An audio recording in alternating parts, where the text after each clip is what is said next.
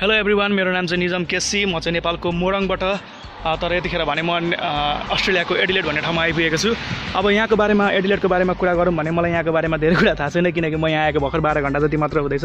त्यसैले मैले आजको यो भिडियो ब्लग बनाउनुको मेन कारण भनेको चाहिँ अब नेपालबाट तपाईँ आउँदै हुनुहुन्छ भने नेपालको त्रिभुवन इन्टरनेसनल एयरपोर्टबाट एडिलेडको एयरपोर्टसम्म आइपुग्दाखेरि के कस्तो भयो भन्ने कुराको मैले यात्रा संस्मरण मात्र गर्न गइरहेको छु। म फेरि पनि बताउँदैछु, नेपालबाट अस्ट्रेलिया आउनको लागि भिजा प्रकरणमा के चाहिन्छ भन्ने कुरा म आज बताउन गइरहेको छैन। यो मेरो यात्रा संस्मरण मात्रै हो।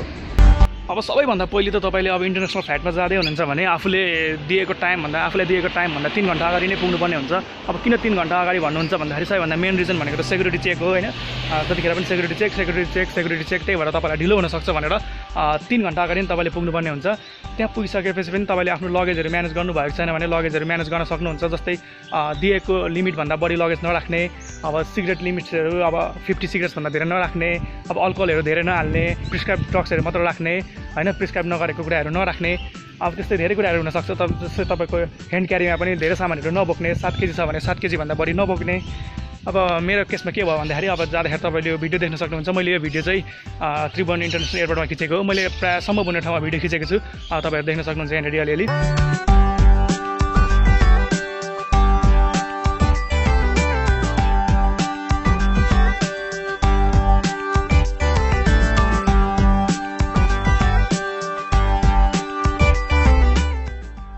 अनि अर्को कुरा चाहिँ के छ भन्दाखेरि यदि तपाईँ यहाँनिर डिपेन्डेन्टमा आउँदै हुनुहुन्छ भने होइन, यहाँनिर डिपार्चरको छाप हान्नुभन्दा अगाडि तपाईँले यहाँनिर केही कुराहरू सोधीखोजी गरिन्छ, यदि फेक म्यारिज हो कि होइन भन्ने कुरा पत्ता लगाउन खोजिन्छ। अनि अब अर्को कुरा तपाईँले ध्यान दिनुपर्ने भनेको ट्रान्जिट हो।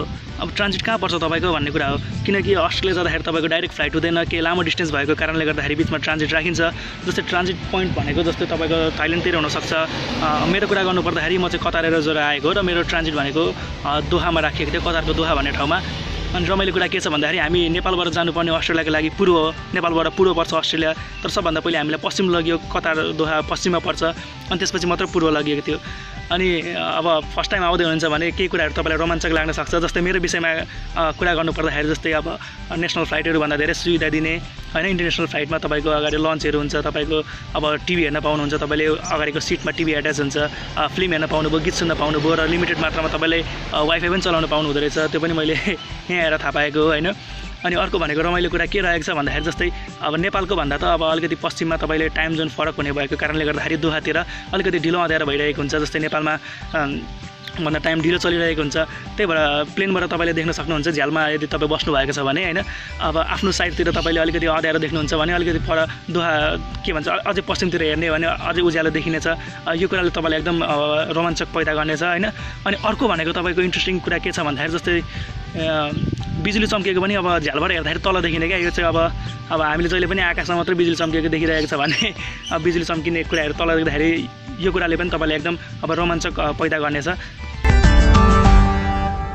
अब ट्रान्जिट पोइन्टमा झरिसकेपछि मेरो ट्रान्जिट 1.5 घण्टाको थियो, तर पनि हामीलाई त्यस्तो धेरै अब आपत परेन, किनकि त्यहाँनिर नेपाली दाजुभाइहरू पनि भेटिन्छ होइन ट्रान्जिट पोइन्टमा, दोहाको एयरपोर्टमा। उनीहरूले तपाईँलाई बाटो देखाउन हेल्प गर्नुहुन्छ। अब प्रायः सबैतिर साइनहरू हुन्छ, साइन हेरेर पनि तपाईँ आफ्नो ट्रान्जिटसम्म पुग्न सक्नुहुन्छ। अब त्यहाँ गइसकेपछि त्यही हो, तपाईँको चेकिङहरू सुरु हुन्छ होइन। अनि अब सबै कुरा एनाउन्स हुन्छ, एनाउन्स भइसकेपछि तपाईँले अब अर्को प्लेन चेन्ज हुने हो।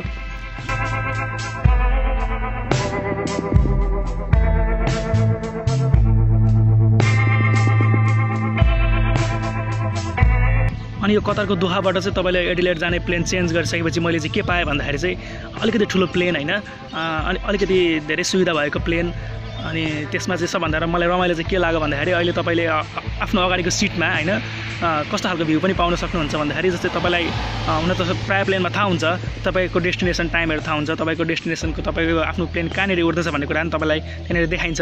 तर यसमा चाहिँ के थियो भन्दाखेरि जस्तै तपाईँको प्लेनभन्दा माथि पनि क्यामेरा राखिएको होइन एउटा, जसले चाहिँ प्लेन आफ्नो प्लेन कसरी उड्दैछ भन्ने कुरा देखाइरहेको हुन्छ, लाइभ भ्यूहरू होइन। त्यस्तै गरेर अर्को भनेको चाहिँ तपाईँको ठ्याक्क प्लेनको तल राखिएको क्यामेरा होइन, जसले चाहिँ तपाईँको आफ्नो प्लेन मुनि के छ भन्ने कुराहरू देखाइरहेको हुन्छ। र अर्को भनेको चाहिँ तपाईँको जस्तै ककपिटतिरबाट भनौँ न अगाडिको चक्काभन्दा अलिकति तलबाट तपाईँले एउटा फ्रन्ट भ्यूहरू देखाइनेछ। त्यो भ्यूले चाहिँ तपाईँले आफूले नै प्लेन उडाइरहेको जस्तो तपाईँलाई फिल गराउँछ क्या। त्यो चाहिँ एकदम तपाईँलाई रमाइलो लाग्नेछ होइन। अनि यस्तै अब अलिक लामो समयको फ्लाइट रहनेछ, अलिकति बढी स्पिडमा प्लेन उड्नेछ, अलिकति तपाईँको बाहिरको सबै कुराहरू चाहिँ अब प्रायःले झ्यालाएर बसेको हुन्छन् होइन। अब सायद अलिक बढी चिसो पनि तपाईँलाई लाग्नेछ होइन, माइनस त्यस्तै 59 डिग्री सेल्सियस। अनि हाइट भनेको तपाईँको त्यस्तै अब सायद हाइट भनेको हाम्रो 40,000 फिट भनेको जस्तै 12,000 मिटर जति माथि लगेको थियो सायद हाइट भनेपछि तपाईँलाई एकदम अर्कै खालको त्यहाँनिर आफू काँचो जस्तो लाग्न सक्छ बिचमा होइन। अनि तपाईँले आफ्नो देश छोडेर जाने बित्तिकै अब अर्को देशमा जाँदैछु भन्ने बित्तिकै तपाईँलाई सानो कुराको पनि त्यहाँनिर अब तपाईँलाई प्लेनदेखि नै तपाईँलाई मूल्य थाहा हुन थाल्छ क्या। जस्तै अब यत्रो सानो प्याकमा पनि अब पानीहरू ल्याइरहेको हुन्छ है, हाम्रोतिर त पानी यत्तिकै फालाफाल भइरहेको हुन्छ नि अब गाउँतिर जानु होइन, खोलाहरू बगिरहेको देखेको। तर अब नेचुरल वाटर भन्दा यत्रो सानो प्याकमा पानीहरू बाँडिरहेको महँगो होइन। तर अब भनौँ न भित्र त तपाईँलाई फ्री सर्भिस हो। त्यही पनि पानी भयो, सानो टुथब्रसहरू देख्दाखेरि तपाईँलाई लाग्न सक्छ सानो कुरालाई पनि कति ध्यान दिएर मान्छेले बिजनेस गरिरहेका छन् भन्ने कुरा तपाईँले त्यहीँदेखि थाहा पाउन थाल्नुहुन्छ होइन। अनि सबैभन्दा राम्रो पक्ष भनेको सर्भिसमा चाहिँ एकदम धेरै ध्यान दिने होइन। त्यहाँनिर एयर होस्टेस हुन्छ, तपाईँलाई के चाहियो भने प्लेनमा पनि जतिखेर पनि तपाईँले उहाँहरूलाई कल गर्न सक्नुहुन्छ होइन। हाम्रो सेवामा जतिखेर पनि उनीहरू हाजिर भएको तपाईँले पाउन सक्नुहुन्छ। अब म चाहिँ यहाँनिर अलिकति तपाईँलाई भ्यू देखाउन गइरहेको छु होइन। अब ल्यान्ड हुने बेलामा एडिलेडमा ल्यान्ड हुने बेलामा अब कस्तो खालको भ्यू थियो भनेर म तपाईँलाई देखाउन गइरहेको छु है। अब यो चाहिँ एकदम मलाई एकदम रमाइलो लागेको कुरा होइन, गेम खेले जस्तो है सबै कुराहरू।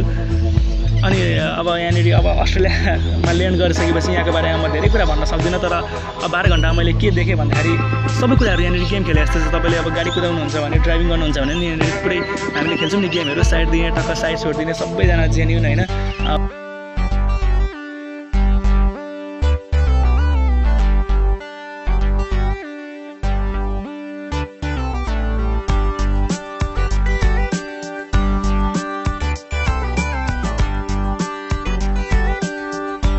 अनि सबभन्दा रमाइलो पक्ष भनेको तपाईँले यहाँनिर हर्न बजेको सुन्नुहुन्न।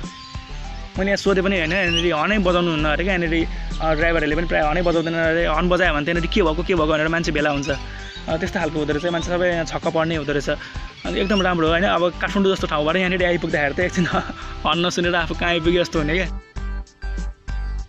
अनि अर्को कुरा चाहिँ के छ भन्दाखेरि अब अलिकति यहाँको टाइम डिफ्रेन्सले गर्दाखेरि होला अब निन्द्रा नपुगे जस्तो हुने होइन। अब बिहान पनि धेरै बेरसम्म सुत्न मन लाग्ने, किनकि यहाँको टाइम चाहिँ तपाईँको अलिकति 5 घन्टा छिटो छ। त्यही भएर राति छिटो सुत्न मन लाग्ने, सुरुमा आउँदाखेरि होला होइन, राति छिटो सुत्न मन लाग्ने, बिहान ढिलो उठ्न मन लाग्ने होइन। जस्तै अहिले यहाँनिर 3:30 भइरहेको छ भने नेपालमा भइरहेको रहेछ 10:45 भइरहेको छ नेपालमा होइन। भनेपछि लगभग 5 घन्टा एडिलेड 5 घन्टा छिटो छ। मेरो मतलब चाहिँ अब बिहानको 10:45 नेपालमा र दिउँसोको 3:30 चाहिँ एडिलेडमा भइरहेको छ। र त्यही भएर अलिकति भने नि अलिकति केही दिन चाहिँ यहाँनिर डिस्टर्ब हुन्छ अरे होइन। अब एडिलेड चाहिँ एकदमै अब सुन्दर सिटीमध्ये गनिँदो रहेछ होइन, एकदमै ग्रिन सिटी, एकदमै सफा, विश्वकै दोस्रो सफा सिटीमा आउँछ होला सायद होइन। त्यस्तै गरेर राम्रो बिच भएको ठाउँ। अघि एकछिन मैले बिच पनि हेरेर आएँ। त्यस्तै एउटा अब सहर एरियामा चाहिँ ठुल्ठुलो घर हुने, नत्र यस्तै अब तपाईँले मेरो ब्याकग्राउन्डमा देख्न सक्नुहुन्छ सानो घरहरू, यस्तो सानो घरहरू मात्र प्रायः युनिटहरू हुने होइन यतातिर यो सब अर्बन ठाउँहरूमा चाहिँ। यस्तै रमाइलो छ। अब हेरौँ, अब दिन बित्दै जान्छ। अब अरू भिडियो ब्लगहरू पनि म बनाउनु छु। तबसम्मको लागि मलाई बिदा दिनुहोस्। नमस्ते।